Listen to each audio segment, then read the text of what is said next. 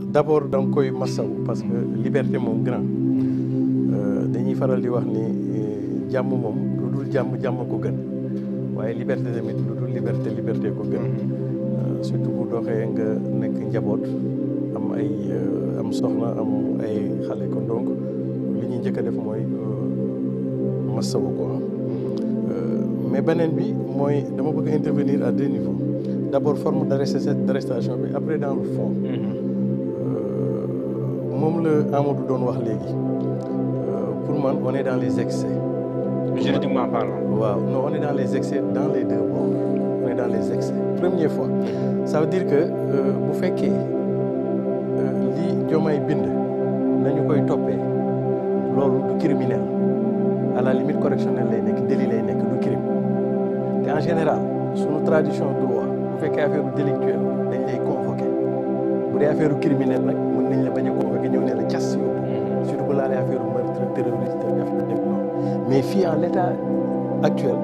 d'abord dañu ko war a jox convocation waruñu ko ñëw ne ko cas yóbbu première chose deuxième chose moo lay wan ni gouvernement régime bi de plus en plus il fait dans l'excès dans ce qu'on pourrait appeler de l'acharnement juridique étant entendu que loolu moo mën a permettre ma dugg dans le fond d'abord bi affaire yi amee syndicat autonome des inspecteurs des domaines génne na benn article moo bëggoon a attirer seen attention pour ñu bañ a def mélange de genre Bassirou Diomaye Faye su fekkee poste bu mu def ci nañ koy toppee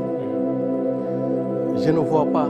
l'intérêt et l'utilité voire même la pertinence de son syndicat parce que le syndicat encore une fois défend les intérêts matériels et moraux de ses syndiqués. Mais par contre su fekkee propos yooyu nañ koy toppee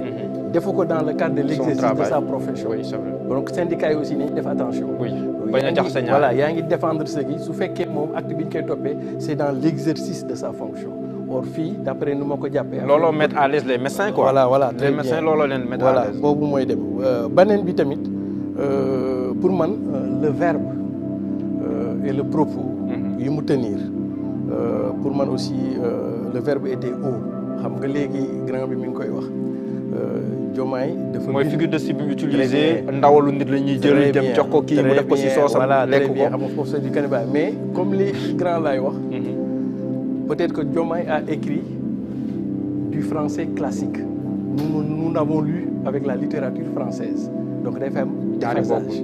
mais dans l'un comme dans l'autre là où Diomaye à mon avis s'est mis dans la peau de l'agneau pour ne pas reprendre ce terme prêter le flanc c'est que tamit nañuy xool bu fekkee ñun dañuy voter rupture Albert Camus disait que pour élever le niveau d'un pays il faut d'abord élever son niveau de langage parce que man mënuma comprendre aussi ngay voter rupture ngay am benn langage bi surtout que daanaka tam dëmm la daal buñ ko dee wax ci wolof il aurait dû dire son message mais en utilisant des mots peut-être moo gën a jàll parce que yow xamal li nga bind rek. mais xamoo ñeneen nu ñu koy lire ak nu ñu koy interpréter ma jàpp ni ci foofu Ousmane Sonko peut-être a raison que waa Pastef yi war nañu def attention c'est-à-dire que pour man bu ñu demee ba ñu leen di jàpp ci seen poste mooy ils ont prêté le flanc def nañu yëf tuuti xam nga lu tax. pour man affaire justice ñoom moomee vent l'opposition ak Pastef ñoom moomee vent xam nga ñu moomee vent parce que jàpp naa ni mooy la Mansour doon wax nii à l'ère actuelle fi ñu toll nii ci opposition romb na affaire de Pastef moi je l'appelle le mouvement révolutionnaire romb na affaire Ousmane Sonko romb na affaire Pastef dafa mel ni genre bëgg-bëgg une bonne partie de askan bi maintenant su soo nekkee ci situation yooyu je pense que nguur gi ñëpp xam nañ ni ils sont dans l'excès on pourrait appeler de l'acharnement juridique yi wax ngeen ko fi léegi kumba am ndey kumba amul ndey maintenant léegi yow soo nekkee ci situation yu mel noonu dafa mel ni comme si justice bi régime bi dafa jël le procès ou la justice comme arme de distraction durable pour mën a tënk c'est-à-dire quoi su ngeen ko xoolee fan yi ci ginnaaw waa Pastef opposition bi ñi ngi doon mobiliser bu ne yi pour ñu dem waaw d'ailleurs amoon na fi benn rush bu grave soo xoolee en moyenne Sénégal à peu près on est à peu près autour de 600 commissions d'inscription sur les listes électorales. En moyenne, si chaque commission enregistre presque 100 inscriptions, à terme, sur 20 jours, on est à peu près sur 1 200 000 nouveaux inscrits sur un bastion de 1,5 million. Est-ce que le régime, loolu la comprendre, c'est l'arme fatale par rapport à l'opposition et que d'autres leen may dara mais nag su loolu amee yow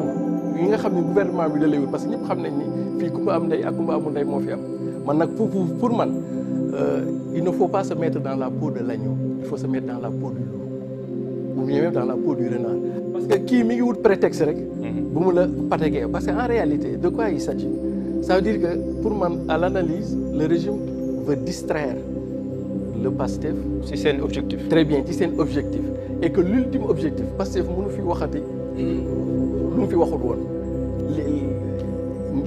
Presque les jeux sont faits. Ñii far nañu fii, ñii far nañu fee. C'est-à-dire que gars yi gëm nañ ba pare. Les gens se sont déjà décidés. Voilà,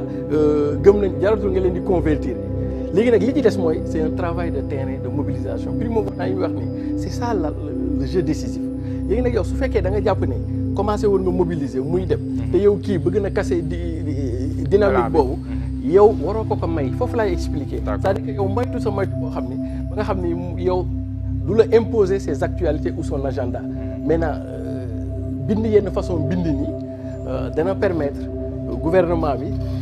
au lieu que mu bàyyi leen ngeen focus ci yéen li ngeen war a focus mais mu posé waat actualité defaat beneen affaire ak yooyu pour man nañu ko war a moytu kon donc lu may tënkee rek mooy pour à mon avis ci affaire Diomaye bi il y a un excès dans les deux camps il y a un excès de jaay doole gouvernement parce que les conditions d'arrestation respecté wul yoon mais il y a un excès aussi dans le propos parce que tamit après tout ci figure de style figure de style bi aussi ça c'est désiré quoi tout le monde n'a pas fait le français classique encore moins le latin quoi tout le monde n'est pas Abdoulaye Mbow quoi tout à fait